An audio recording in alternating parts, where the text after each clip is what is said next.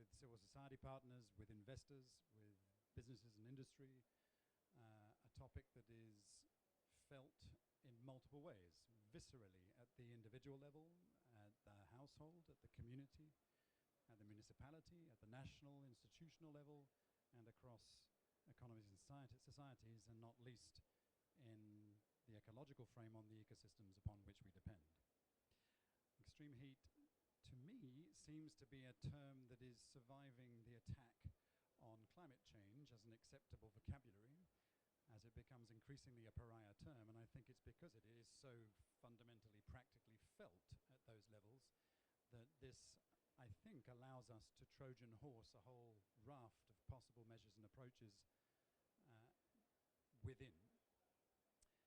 For those of you who have been following the Lancet Countdown report that came out earlier, we've seen heat-related deaths surge 23% since the 1990s to over 500,000 per annum worldwide. The economic costs are staggering. When Mustafa from ILO joins us, he will be able to speak to this, but we're looking at around 639 billion potential work hours lost in 2024, the hottest year on record, amounting to over $1 trillion in economic losses. That's 1% of GDP. This is something that all countries are, regardless of income classification and geography, are increasingly aware of. Hello, Mustafa. Not at all. Wonderful to have you. Thank you. So with that as the backdrop, all of you have been working in this domain for a very long time, and as I continue to drip sweat over myself and hopefully not our speakers and our audience, it clearly is something that is demanding immediate action, that is looking at how do we fundamentally contend with the systemic nature of heat risk, as much, if not more importantly, in terms of how we understand the fundamental root causes and the drivers of heat risk creation and propagation through time, space, sectors, disciplines, and domains, as much as managing those heat crises when those risks manifest. So I'm hoping that we can have an interesting exchange between us all and see how this can be a vehicle for collective action, for collective ways of knowing that can inform decision-making, investment, and action moving forward. And we have a wonderful group of speakers here today, some of whom will have to leave adroitly at some point, so I appreciate very much you being here, and we'll try and make sure that we rattle through that so that you're not late for your next appointments. We'll start with the Executive Office of the Secretary General, and we're delighted to have Alison Campbell, who's the Director of the Climate Action Team, and she will give us a little bit of an introduction as to how the SG is thinking and how that is cascading across from the UN system, and how that has provided leadership, including through the SG's call to action of 2024. There should be a second microphone here somewhere, because I'm sure that you would rather not have my sweaty one, unless... Alison, please, over to you. Thank you very much. And I'm sure everyone is going to start with a joke about how this is a very appropriate venue to discuss extreme heat, so I'll get that out of the way right at the beginning. But I just wanted to thank UNDRR, with WMO and the Global Heat Health Information Network, who are organising this event and have been champions of the agenda and driving forward the response to the Secretary General's call to action on extreme heat. But I think just to frame the conversation, the launch of the Extreme Heat Governance Framework that's coming up this afternoon really does come at a critical time.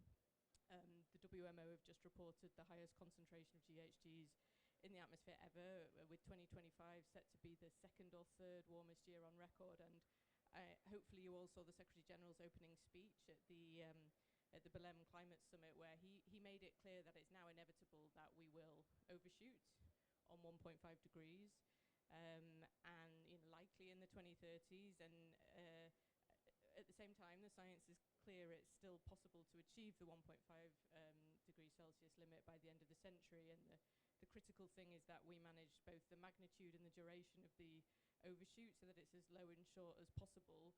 But the fact remains remains that any amount of overshoot is going to have big implications, and every fraction of a degree will cause more extreme impacts around the world, more intense heat waves, and this isn't a world in which we're already seeing billions of people facing extreme heat epidemics. So, the context in which we're operating, and the WMO has warned that unbearable temperatures over 40 or even 50 degrees are increasingly frequent in many parts of the world, led the Secretary General to make this call to action on extreme heat. So he had 4 areas of focus.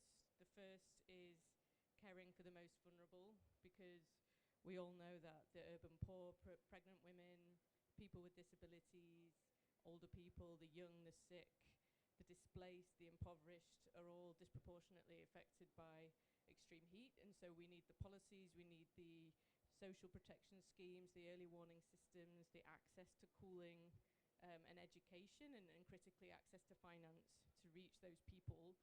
The second part of his call to action was stepping up protection for workers, and we have the ILO here and I'm sure they will speak to this more than I can, but 70% of the global workforce, 2.4 billion people are now at risk of extreme heat. In Asia Pacific, it's 3 out of 4 workers who are exposed, more than 8 out of 10 in Arab states, more than 9 out of 10 in Africa.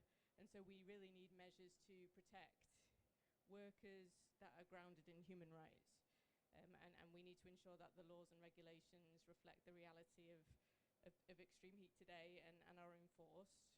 The third part of his call to action was boosting the resilience of economies and societies using data and science, and that involves countries, cities, sectors needing comprehensive and tailored heat action plans based on the best science and data.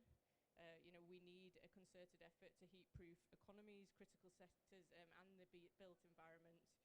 And then the fourth part is really about tackling the crisis at its source through rapid and deep emissions cuts and a just fossil fuels phase out. And this is where I started my remarks today. And the Secretary General has said that COP30 must be a turning point where the world delivers a bold and credible response plan to close the gap to 1.5 degrees Celsius by showing that the next decade can be the decade of implementation and acceleration. So let me finish by saying that in making this call to action, the Secretary General has asked the whole UN system to step up, to work together around a common framework and to really identify the critical barriers and the solutions to address this. And of course, this needs action beyond the UN system as well. We need countries, we need cities, civil society, financial institutions, all of the organizations represented on this panel to come together, because extreme heat is already having an extreme impact on people, on the planet, and we really need to work together to rise to the challenge. So the Secretary General, he remains fully behind this call. He remains fully behind all of you and your work, and as does our team in the Office of the Secretary General. So looking forward to the discussion. Thank you. Thank you very much indeed, Alison. All of your panelists, your fellow panelists today, have been working on this subject for many, many decades, and they bring enormous experience and volume. But I think the SG's call has been universally recognized as helpful in elevating some of the political profile to this most pressing of issues and of the challenges of trying to address some of the deeper transitions and transformations that lie at the very heart of what we are all discussing here today. I'd be interested to hear from all of you at some point if you feel that there is a greater appetite in some of the domains that you are working in for some of those more difficult decisions that look at root causes and drivers, and therefore aspects of prevention and mitigation. Mitigation in both senses, both in terms of climate mitigation, but also mitigation of the existing heat risks that we see that we are building and propagating across human and ecological systems. But this will be something that I see there is an increasingly keen appetite to address. And we hope that through our collective efforts that can be brought increasingly more effectively to countries in supporting governance, but equally the enabling investment environment, both public and private, to be able to facilitate So we'll move straight away to our next panelist, and Mustafa, if I could ask you to give us your perspectives, because quite clearly you're representing the views of billions of people that are touched individually and collectively, and how that cascades across both their public health but into functioning economic systems and therefore livelihoods and therefore functioning societies. So please, some of your perspectives. Well, thank you. I'm happy to speak now, but I'm just mindful, Mark, of the fact that I came late. So just for respect to my colleagues who came earlier, I'm happy to speak later. Please go ahead. But if you allow me, so thank you so much, and Alison, for framing. From the ILO, we have been looking at the impact of heat stress on from two perspectives. One is its impacts on occupational safety and health of people, workers around the world. But then second, what it means for labor productivity. And I want to say that we have been raising attention on these issues since I moved from UNEP to ILO in 2012. When I arrived at the ILO, Costa Rica was chairing the Climate Vulnerable Forum. So they noted that in Costa Rica there was this issue of a very high incidence of kidney disease, which was a health problem. They said it was a health problem. But when they did the mapping, they found that it was more pronounced in regions that experienced heat waves over the years. Then our colleagues who are from UNDP, who are serving as secretariat of the CVF, they came to see me in the ILO because we used to work together when I was at UNEP. And they said they think it's an issue of occupational safety. Can the ILO discuss it at the labor conference? So I explained that the ILC, it's a very complicated process. You know, as ILO staff, I cannot just come and say ILC discuss this issue, but why don't we put together a short paper that actually raises attention on the issue? So we came together with WHO, WM, UNEP, and other colleagues. It was 2013. We put together a short paper, and it raised a lot of attention. So we realized that this required a much stronger analysis. And that's why in 2019, we did a global assessment working on a warmer planet, the impact of heat stress on occupational safety and health and labor productivity. And I was told by our Department of Communication, when that report was published, in almost the near 100 years of history of the ILO, it became the most downloaded report on record.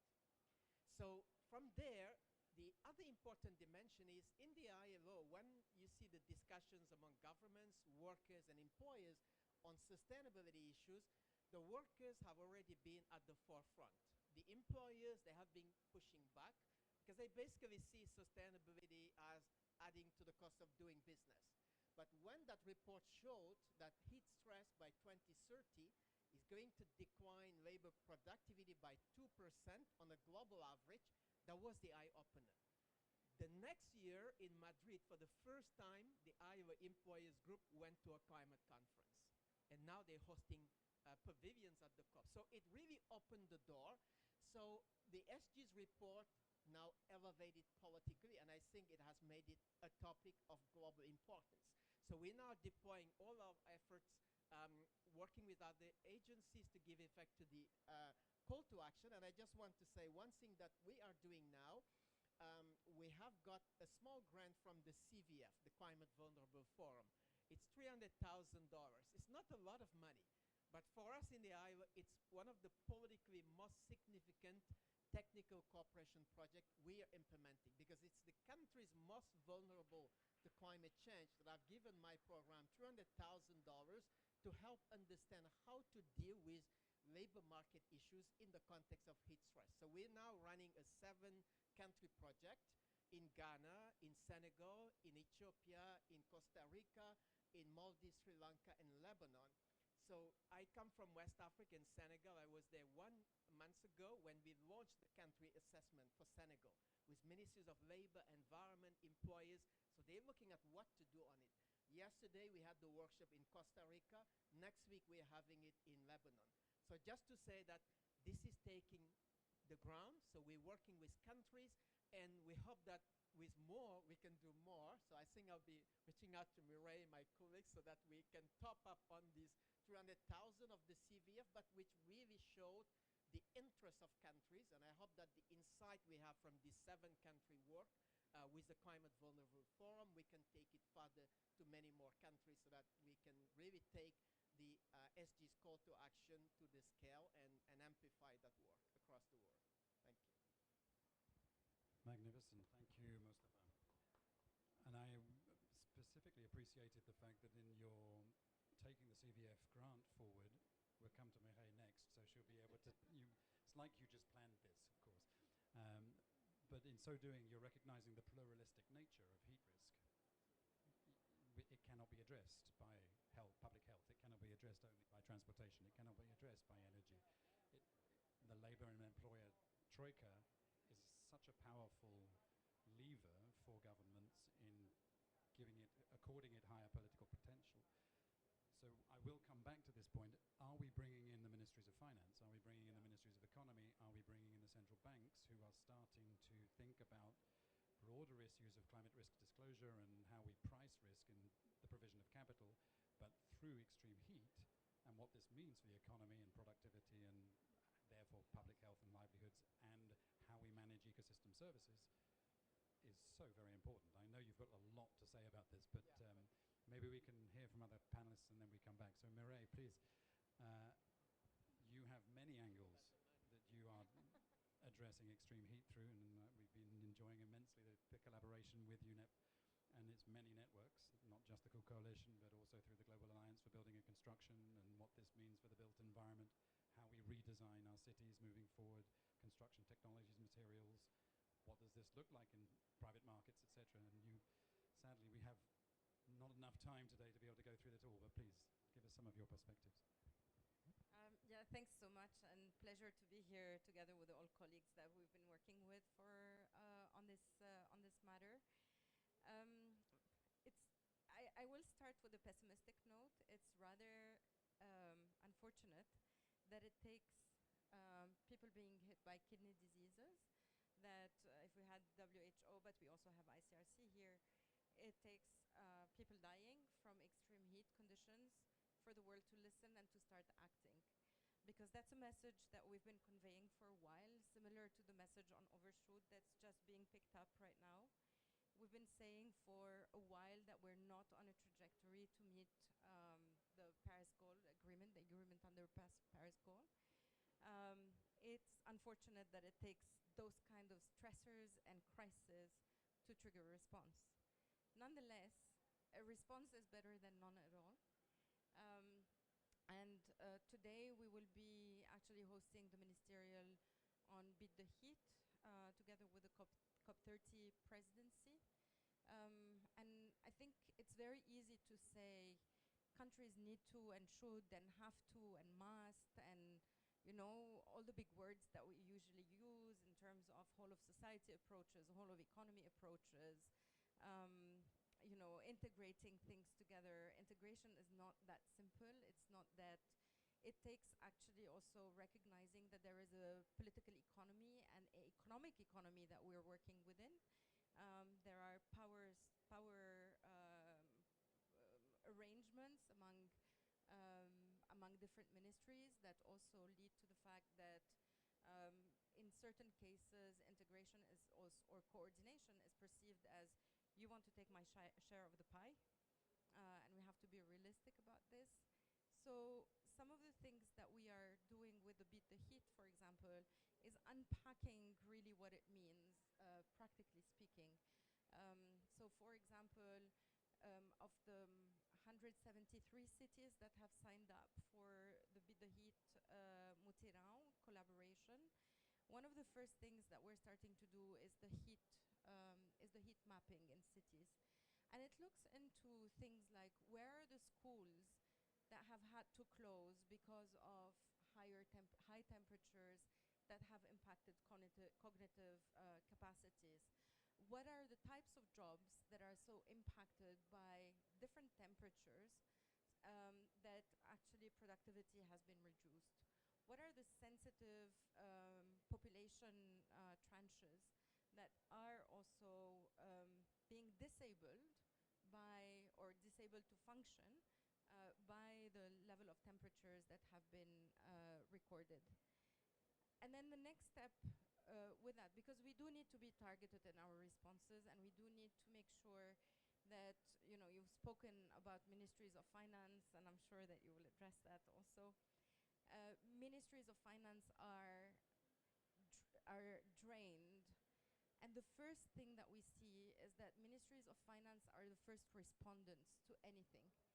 It's not the appeals, it's not the global humanitarian community, it's first and foremost national treasury that is responding to any kind of weather extremes or any kind of impacts in general, including climate extremes. And when we are starting to see that we have one climate extreme happening after the other, whether it's flood or it's a heat island effect or whatever, or food loss, it's always the ministry that is having the public treasury that is having to bank it out.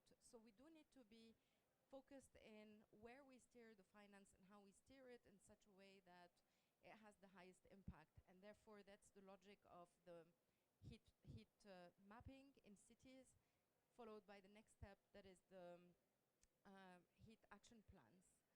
And within the heat action plans, again, from a UNEP point of view, we don't see it as a responding to heat or as a response measure. We see it as a holistic approach to address things like mitigation, because the first coping response is air conditioning, as we've seen here, or cooling appliances that drove us into a negative spiral in terms of the climate impacts that we're trying to address. So first and foremost, we start with that. Passive cooling, nature-based solutions, retrofitting buildings, utilizing insulation materials, doing what the COP presidency has done and announcing that formal attire is not required. It's not a trivial thing. It's a lot of the small responses and measures that will be what will take us through to the next step, which is redesign. And redesign in particular in urban settings, but also in terms of jobs, is absolutely key. We see that in certain places, in Ethiopia, for example, schools are closing between 11 and 3 p.m., which is the period of highest heat. So they're adjusting the school schedule for students, for teachers as well, so that they are avoiding those hours where the strain is so high that it's not possible to discharge education or classes. The same thing applies. I would say we're working together also with Mustafa on a series of decent jobs from nature reports, looking at nature-based solutions and what they can create in terms of nature-based solution investments and what they can create in terms of decent jobs. Part of it is also embedding nature-based solutions in cities and in urban settings that can bring down the temperature, the intervals of temperature extremes by up to 3 degrees. Now, when we say 3 degrees, one will think of, oh, from 24 to 27 is not much. But the reality is, if you think about the heat entrapment, when you think about the air circulation that comes with it, when you think about evapotranspiration that comes from embedding blue and green nature-based solutions in urban settings, actually it has a multiplier effect that goes well beyond that. It's like when you read your temperature forecast for the next day or your weather forecast for the next day, and you have the real feel versus the temperature, the measured temperatures. That's exactly what nature-based solutions do. They drop down the real feel in terms of temperatures that we are facing. And so that is our key approach, is to unpack things, is to make them tangible, practical, and manageable, because the partners that we are working with are subject to so much asks, and you must, and you have, and you should, and you need to, that it becomes overwhelming. So unpacking it into small packages that are manageable, feasible, and bankable is how we see the way to go forward. Thanks.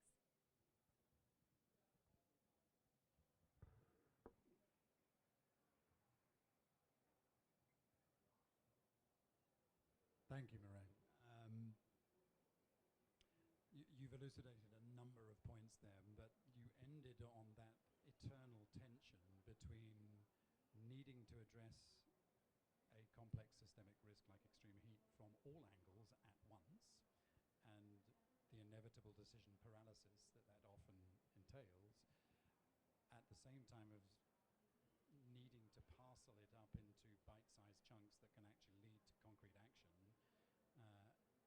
but at the same time need to be integrated across all of the different parcels of intervention that are taking place. It's not common, it's a common feature to all of the issues that we're seeing through the climate breakdown and climate crisis, but that aspect is, I think, one of the elements I'd like you to think about as we go through the rest of the conversation in terms of where can we provide a fertile ground for making those connections in decision-making architecture that can then link into the possibility of drawing down significant financing for short, medium and long-term measures that are both ex-ante in the preventative sense as well as managing the crisis. But we talked a little bit about how the ministries of finance are the first responders. That's a neat phrase. I think it's one that begs the question, why isn't it then that finance ministries, central banks, financial regulators are not making more efforts to make sure that heat risk is priced into all aspects of the provision of credit, into asset ratings, into risk ratings, credit risk ratings, into accounting practice, into financial reporting protocol, which is a conversation we could dedicate an entire week to. But from that point of view, Olga, I wonder whether from the ADB's point of view, there are some perspectives you could bring, as the ministries of finance are often your principal partners at country level, and one of the things that very often we hear is, well, we just simply don't have the quantified financial evidence to be able to justify decisions by treasuries to be able to prioritize. The political economy just is not evident enough to them, particularly within Mark Carney's tragedy of the horizon. But increasingly they are conscious of the near-term as well as the medium and long-term consequences of extreme heat on the very functioning of the society they are seeking to finance and the ecological systems upon which that depends. So maybe you could give us some of your perspectives from the ADB's point of view on that and other aspects that you're addressing. Sure. Thanks, Mark, and thanks for having us. I just want to start by saying, first of all, I think thanks. Great to have SG's guidance, which has also helped institutions like ours and other MDBs, so really appreciate that. I think all the MDBs, we do recognize the importance of heat and helping countries reduce risk from heat, and to put in place more dedicated or explicit programs around that, because sometimes dedicated attention is needed. That's true. Going back to your questions, I think there are three parts to it. One is, I feel that while we feel the effects of heat stress, we don't necessarily always understand the implications of it across the economy, from a macro level to micro level. Of course, there are all studies there, which is great, but I don't think it's yet mainstreamed in the decision-making processes of ministries of finance, whether it's macroeconomic modeling or budget allocation or looking at procurement rules. I don't think it's quite yet there. But of course, we know ministries of finance are more and more engaging in the climate agenda, which is providing us an opportunity to discuss with them. So that's the first part of it.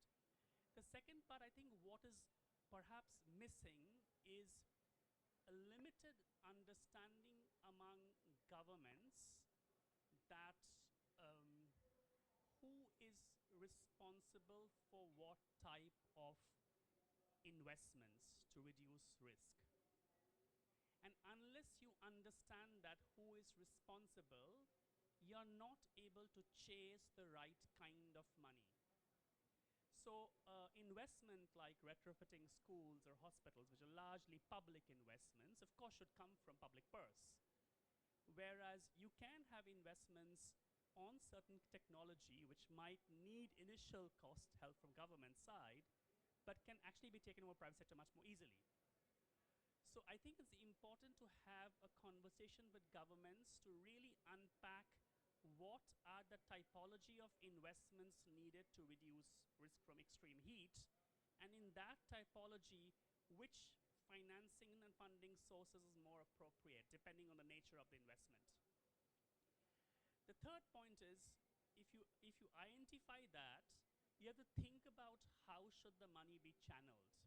Because it's actually not always about money, as both of you said. It's also equally about reforms in the government, right? So if you introduce a government reform on social protection, which allows population impacted by extreme heat to get additional cash transfers for certain days in a year, that's a more government reform. It's not necessarily always about the money. Secondly, I think we often think about investments in a traditional project manner. But investments is also about working through financial institutions, through the banking sector. So you make sure the banking sector, when they are on lending to their clients, is providing the right kind of incentive mechanisms, which allows the clients to uptake the right kind of technology required for extreme heat risk reduction, for example. So I think we have to explore the whole range of financial instruments available and identify which provides the right opportunities. And I'll end by saying a couple of examples of what we have been doing the initial days. So I'm not claiming we are doing everything possible. A few years back, we were designing an urban project in Nepal. It's focusing on small towns that are tourism-related towns. And we did some study to understand in those towns what kind of climate risks are impacted. And extreme heat came up at quite a few in some of these towns. Now, if the town's economy is driven by tourism, these are people who come for religious tourism primarily, actually. They're visiting temples. They stand in long queues, open roads. So you can actually think about, okay, how an urban development project, which is aiming ultimately to improve tourism and economic development for town, can consciously build in some activities around heat by having the right kind of shades, right kind of pavements, etc., urban design features, etc. Another example is a health project we're doing in Laos. The Laos is one of the very few countries where there is a health national adaptation plan, a HNAP is available, which has identified rightfully extreme heat as an important point. But when we started looking at the provinces where we will finance the healthcare facilities, it's actually not so much the healthcare facilities, but their dependence on the electricity supply, the energy providers. Because when extreme heat events are happening, the energy supply is being cut off. And if they are cut off, then the hospitals or healthcare facilities can't function or run the instruments, etc. So this systemic impact of it's very important to understand. So we then made sure that though it's a health project, it's equally trying to see the linkage between health and energy as appropriate. So I think for me, heat is a topic that perhaps if it's systemic issues, provides us more opportunities to think from a systems point of view, and in that process, bring in both public but also private sector to drive investments and risk reduction, essentially. I'll stop. Thanks. Thank you so much indeed, Orga.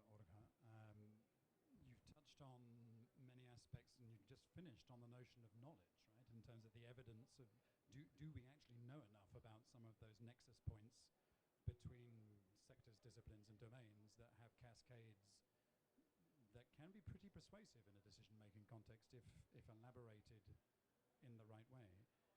I wonder whether we are dedicating enough energy and time to that. And Julie, maybe you can talk a little bit about, from the Climate Centre's point of view, of how you see the aspect of providing persuasive evidence for engendering action in areas where that is clearly confronted by the tyranny of the political economy, but that increasingly is an evident case for changing the way we know, we collaborate, invest, and behave. Yeah, thanks. I think first is to acknowledge that the awareness of heat as an important topic has just changed exponentially in the past decade, and the SG's call to action is a critical part of that journey as well. And so that's amazing. And I still think at the same time there's a lot more to do on awareness raising and calls to action, as I'm sure many of you would agree. And this is really at all levels as well, and as you said, cascading across many parts of society. I'll just maybe give a few examples of some of the things we've been involved in. So one is looking at the way that extreme heat changes in its frequency and intensity due to climate change. So we have frequently over the years done attribution looking in different locations, whether all around the world, to try and understand with a bit more nuance how these events are changing. One critical aspect of that is also the geographic coverage. So a lot of that understanding has been in Europe or North America, and so one of the things we've prioritized generally in our partnerships, but also in this World Weather Attribution one, is doing these studies in a broader range of geographies so that we have these evidences that speak closer to where people live, essentially. I think another interesting one is risk perception, which you also mentioned briefly. We, in June, actually released a report that was Heat Through the Eyes of the Most Vulnerable, which is a composite of many years of doing risk perception studies. And there are a couple of interesting things there. One is that at a very local level, individuals feel that heat is a problem for them, but they feel there's a disconnect between them and their local governments, and that their local governments aren't prioritizing it high enough, or enough. We saw that in a number of countries, which was an interesting finding, because I think that's probably something that has changed in the past couple of years as well. Then on the other side of risk perception, you also still have the challenge of individuals understanding the impacts of that risk on themselves versus the risk to the whole community. And so that's another key area for focus. Maybe two other quick examples to not spend too much time. Another report that we released just last month that you all might find quite interesting, actually, is a report for the anniversary of the Paris Agreement. And it's looking at not only the progress, actually, that's been made under the Paris Agreement, but also, of course, the much further distance we need to go, and that was also centered around extreme heat. So in a world where the Paris Agreement doesn't exist, if we assume a sort of 4-degree trajectory would be our future at that time, we would have seen an extra 114 extreme heat days in the world on average. Whereas if we say maybe the different NDC contributions are getting us closer to a 2.6 world now, so still a lot more work to do, but much better than 4, we're looking at maybe an extra 57 extreme heat days. So that's a really, I think, important recognition of the work that the Paris Agreement has achieved, and then also a call to continue doing more, and that's specifically with that extreme heat lens. And then the last thing I can highlight for now is June 2nd every year we have Heat Action Day, and I know some of you have been involved, but if you haven't, please do join us. The last one from this year, we had about 300 partners around the world that had signed up to do different activities, and it's been growing year on year. It might be a great opportunity for the Beat the Heat campaign as well. So please, it will happen every year, so you can already mark your calendar for June 2nd, and you can join us in that as well. Wonderful, thank you, Julie. I'd like to come back at some point around this notion of our understanding of some of these nexus points, but I was particularly taken by your statement around risk perception, which is something I'm very dear to my heart, and why it is we continue to see perverse decision-making that we know is potentially harmful in the short, medium, and long term. But this disconnect that you mentioned between individuals and government, I think it'd be interesting to play that out a bit, because I think we can look at that from multiple scales and from multiple lenses. Yes, at the individual level, where it's felt viscerally and that they're not being represented by their elected bodies. But you could apply that to a sector, you could apply that to an industry, you could apply it to a domain of multiple integrated actions that points yet again to what is the persuasive evidence to be able to encourage courageous decision making and actually a more serious understanding of how we allocate scarce resources. Usman, I wanted to just sort of on that note come to you, having been the head of a national Met service and now looking at how such information, at least in the short term, looking at warnings can stimulate action, but through the lens of intersecting systems, how you're feeling the receptivity for that has changed or not in your long experience, and whether that, what you would be recommending in terms of how we can provide more digestible risk information that allows people to take ex-ante actions, whether it's in Mireille's quite serious statement of how we dress, and I'm feeling a bit of a fool today because I should have come in shorts and flip-flops and a vest, or dressed as elegantly as you. But these are issues that you've been confronted with both in Senegal and across the African continent. So Yes, thanks very much, and thanks for having us here. So I'm leading the African Climate Center of Meteorological Application for Development. Of course, prior to that, I was leading the Met Service of Senegal, and we were trying to implement, early warning of heat wave. So the question is, first of all, in Africa, the perception is it's hot anyway. So when you talk about heat, it is not like other risk like flooding, drought, or everything, because they perceive that heat is there. But in reality, it's getting more and more warmer. That's the problem. If you look at the last report of 1.5 degrees Celsius on IPCC, it's very clear that Africa is a hot spot. I mean, all the models converge on that. 27 or 29 model converge on that. The signal is very clear. It's going to be hotter in Africa again, and we need to do something. So the Met Service is starting to work. How can we build to that? Of course, one bottleneck is to have the health community, because there are two departments in different ministries. The health is doing something different, etc. So it was very difficult to put the two communities. But we managed to talk to them, explaining to them, and showing few cases that heat is a reality, it is impacting. We managed to get some surveys showing that clearly that people are perceiving the heat. Less pregnant women, elderly people, and even some kind of heat wave. We see that more turnout at the hospital. So that was clear things that we should move forward. But the way they organized was very difficult, to work with them. But we managed to do something. Now the other problem is to define heat. Everybody's talking heat wave. And you talk about heat wave. Us in climate, we think that it's above 99 or 95 percentile is hot. But it doesn't relate to, something physiologically. And that's the problem, how to define it. And before making an early warning, before making something, for the population, you need to define when it's hot, when you classify hot. Of course, we define 3 days when you got more than this threshold. But sometimes insulation is important, wind is important, humidity is important. How can you put all those things together? That was one challenge. And we have the bulletin that we was designing and sending it to many hospitals, so they know when is the heat wave. And they start reacting, because they see when the Met Service was saying there is a heat, now they start seeing it in reality.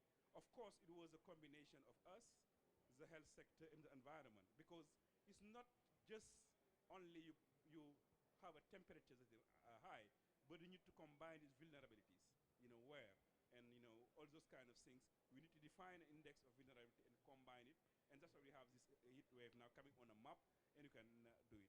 We did some piloting, and it was interesting actually when we did some piloting. I remember when we was doing it, we didn't have education in our head. I was a Met Service who was there discussing with local authorities, saying that we are piloting.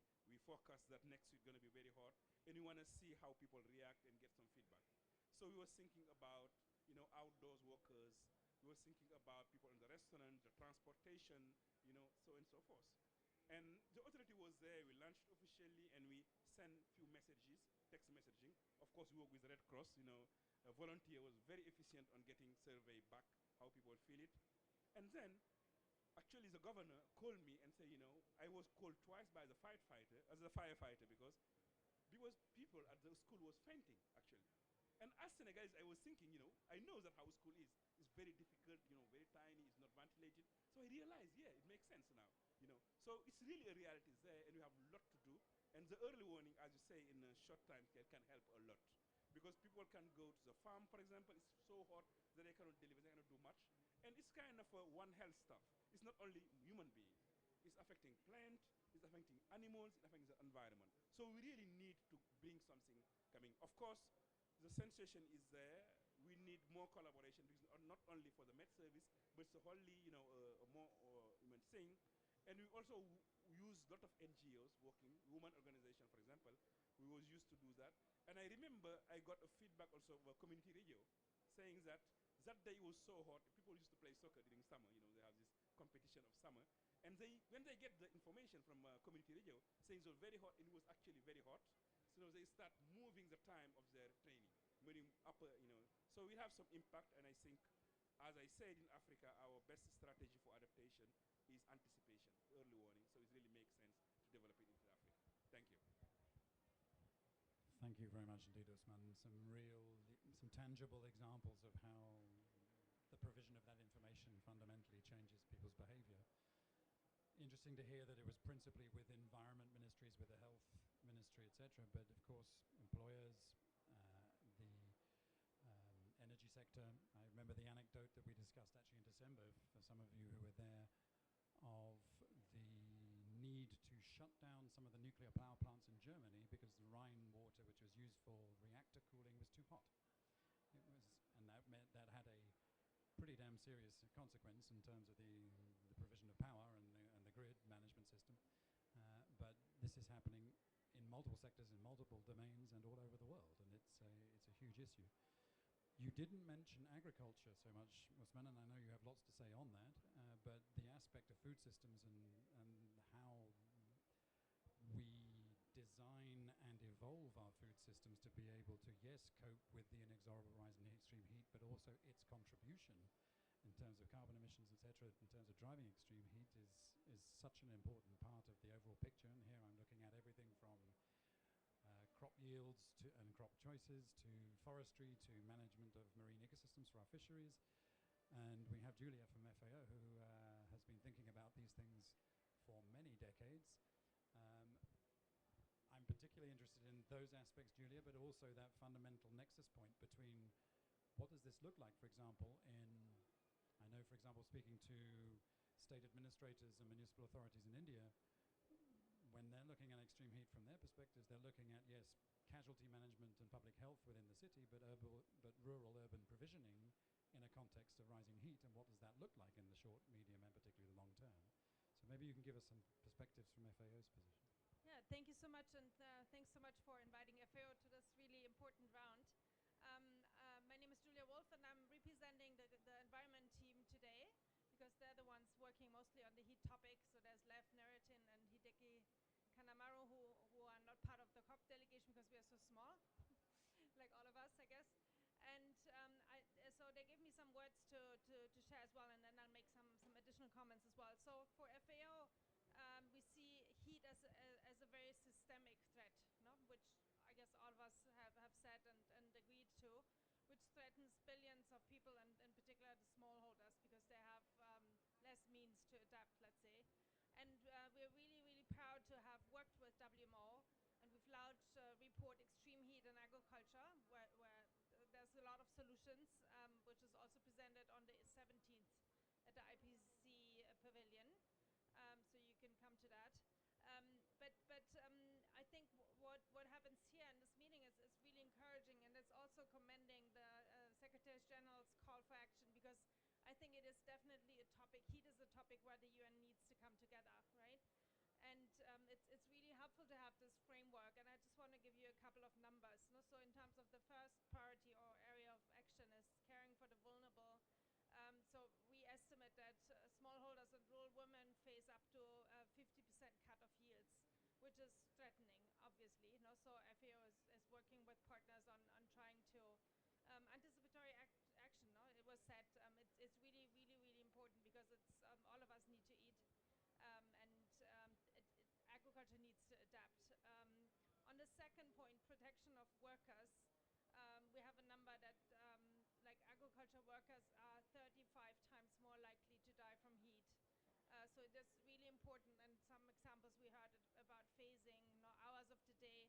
And I can tell you, I'm based in Italy. It was this year was the first time where they, by law, prohibited workers, like from, same as the schools, from 11 to 3, they weren't allowed to work, just to prevent people. So that doesn't hold for the rural areas, but it is actually a problem, because the rural area is less formal, so it's really hard to put out a degree on conditioning farmers to work out. But the same as, for example, in Germany, the farmers would start irrigating in the night to avoid the evaporation of the irrigated water to reduce. No? So that's a cost-saving method, just to give 2 examples. In terms of the using science for resilience, we really think the early warning and at farm level is important. There's often like this gap of the last mile to have smallholders access this early warning information in time, because of lack of access to electricity, etc., etc.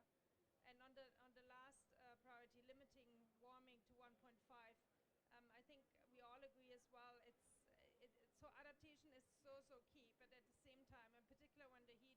question comes into play, it's really like the combination with mitigation efforts, right? Because unless mitigation is further cut, we will face an increasing heat and temperature. So what does it all mean? And there was a question on kind of how to go about it. And I think it is really where the sectors need to come together. You asked me the question on the nexus, and it's really important that agriculture is obviously often perceived as a very sector, so everything is saved in the sector, but this is no longer the case. No, it's really having agriculture part of the heat plans, no? Where there's the interrelation with water, with infrastructure needs to come to plan. And this is where a point that isn't on my speaking notes, but I'm really much acting in the NDC and NAPS. And I have to say, in that community, we don't talk a lot about heat, which is really surprising, no? So I'll learn that and bring that back to my work streams. But it is actually the factor that unites the efforts. That should be the ambition level to control heat and the implications to whatever societal sector you look at. And I think that's a missed opportunity, and maybe that's also something you can reflect more in terms of the national agenda. No? What is somebody said it, no? You're working with the heat maps and the scenario and the implication, the socioeconomic, but then also the social and health implication. I think that's really something key to look at while we move into 2026. I mean, we should have been implementing these NDCs from 2020, no? But let's say we can reinforce efforts in the UN, and there's a lot of UN coordination, no? So it's really important to bring that also together with the planning instruments that are already in place. Thank you, Julia. I'm just going to kidnap Mireille as she disappears off to our next session.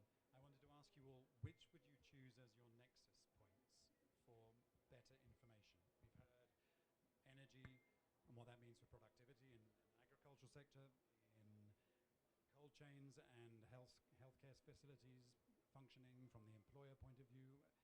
Mireille, before you disappear, which would you choose as a nexus point for greater information that can affect decision making? If you were to choose, let's say, 3 sectors.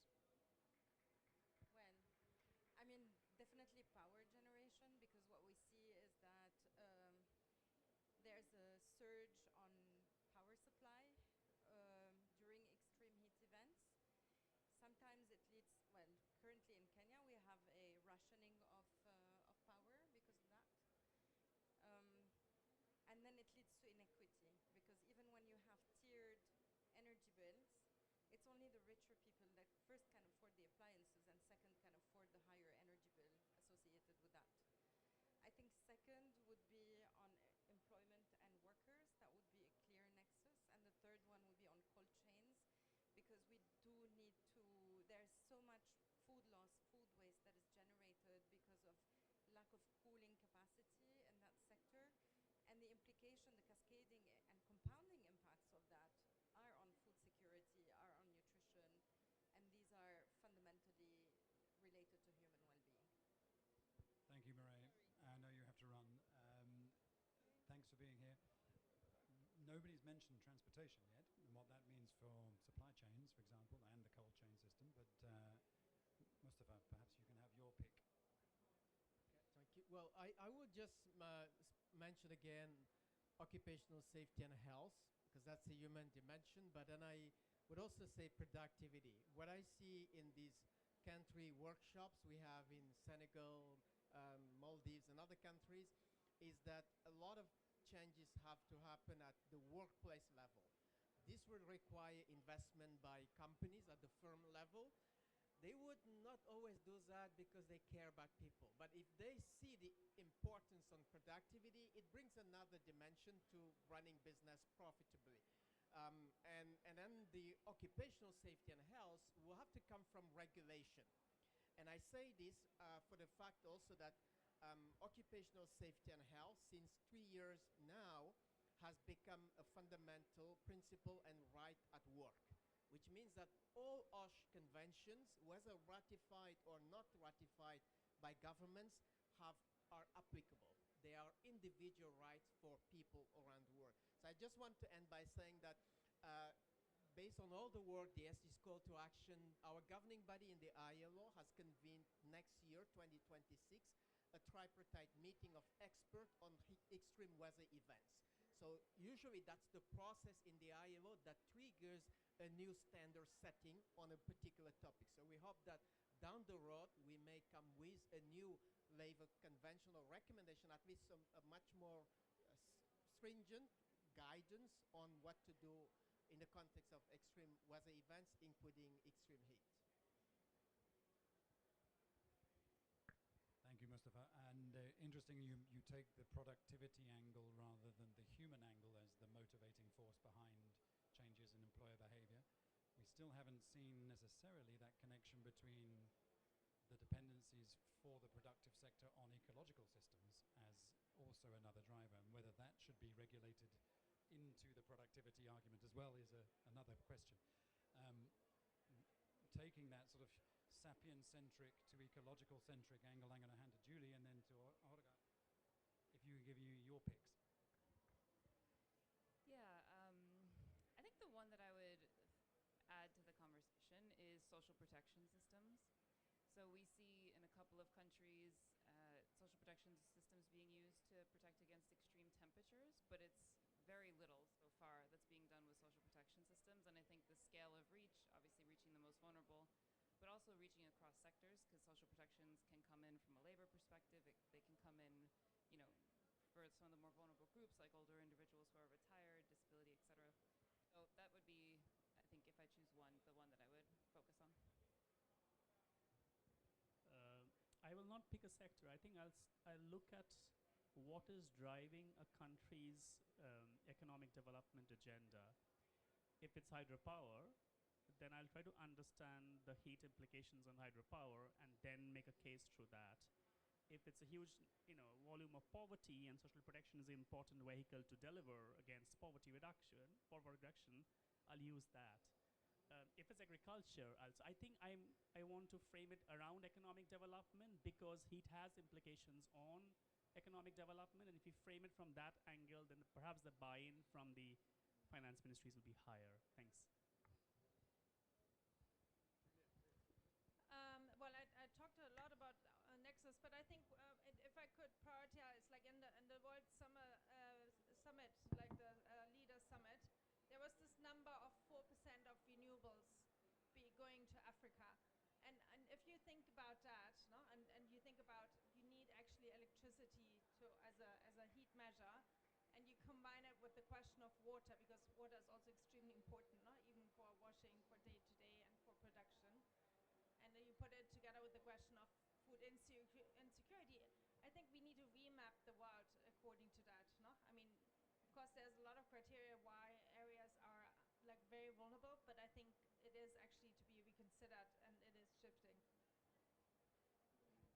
Yeah, I mean, it's like the climate. It's for me, it's underpinning. It's everywhere. Because one day I was speaking to my minister, who used to be a minister of transport and equipment, and I was talking about, of course, the climate, why it's important, so on and so forth. And he was telling me we have a lot of problem with the equipment now. We invest a lot in the infrastructure, in the road, in the bridge, in even train and everything. And now the heat is really a problem. Things are starting crackling, and even now the road, when it's very, very warm, we have problems. I mean, what's happening? What can we do? And we invest a lot in the long-term investment. So I was not thinking about those lines. So it looks like, the heat is a problem everywhere. And I think all the sectors need really to deal with it. For me, priority is quite, maybe health is very important because health is directly affecting death, and it, is very sensitive. But I think we need really to take it very seriously, and to think that our development itself, the ways that we construct, the ways that we think, should be completely changed. We need a paradigm shift of thinking due to the heat that we need to deal with. Thank you, Usman. And we will conclude with that centralizing dynamo of the UN system and the multilateral architecture in the SG. So having heard all this, Alison, what do you see as potential for us to be able to take forward? The enormous body of work that we've only scratched the surface of here today, but that is already ongoing, and how how can we take that forward, in your view, in the best possible way, responding to the SG's call? Thank you, and thanks to everybody. It's been really great to hear all of the expertise. I mean, you guys are the leaders in this field and pushing this forward. So it's been great to be part of this panel. Listening to everybody, I think there were 4 things that came to my mind as we move forward. I mean, the first thing is that a lot of you mentioned the SG's call to action and how it's spurred things politically, and it, you know, I was thinking that given the fact that this is so visible and so real and is happening now, like, why is it taking something like the SG's call to action to put political attention on this issue? And what more can we do really to you know, embed this much more in political priorities, and give it up the attention list?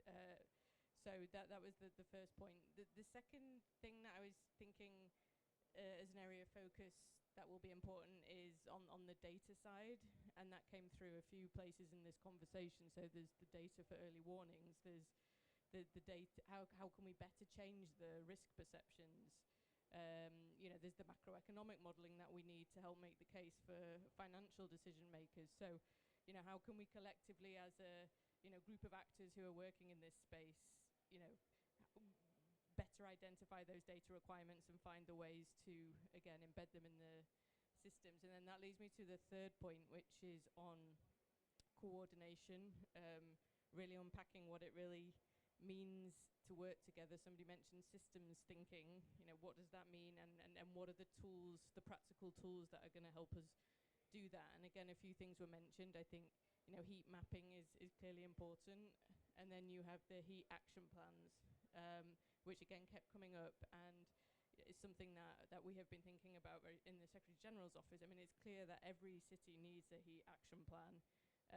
You know, every employer needs a heat action plan. So how can we, you know, can we find some good examples? Can we find some models that work, that can be used and replicated across the piece? You know, obviously in different contexts. In Africa, it will be different from in Europe, but, you know, a lot of the principles will be the same. And then the fourth and final thing that jumped out at me was just around the scale, and how do we kind of replicate the energy of the organisations reflected here, and bring others on board, like ministries of finance and other actors that people have been mentioning. So those 4 things really struck me as the you know, good areas of focus for moving forward. But I just want to thank everyone again for all the work that they have been doing to drive forward. And I know you had started this before the Secretary General's call to action, but, you know, as part of the Secretary General's call to action as well.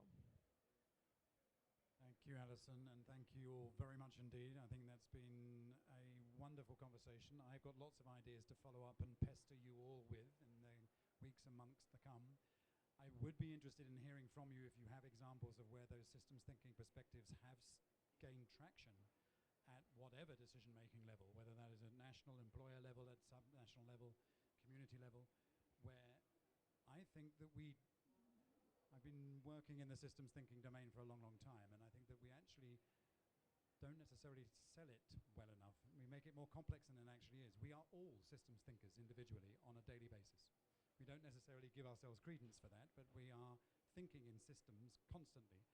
It's our bureaucratic and administrative and economic constructs that actually constrain us to those domains, not to mention the epistemologies that underpin how we learn and how we think we know what we know. But I'd be really keen to get from you if you've got examples of where you've seen this resonate and actually bring together communities in novel ways of thinking, knowing and doing, which hopefully we could apply in this space. Wonderful to hear all from you. I hope you allow me to abuse your generosity again in the coming weeks and months and years as we move forward collectively, and I already see some points of connection that we can capitalize on. Thank you all so much, and looking forward to working with you on this moving forward. A quick picture, very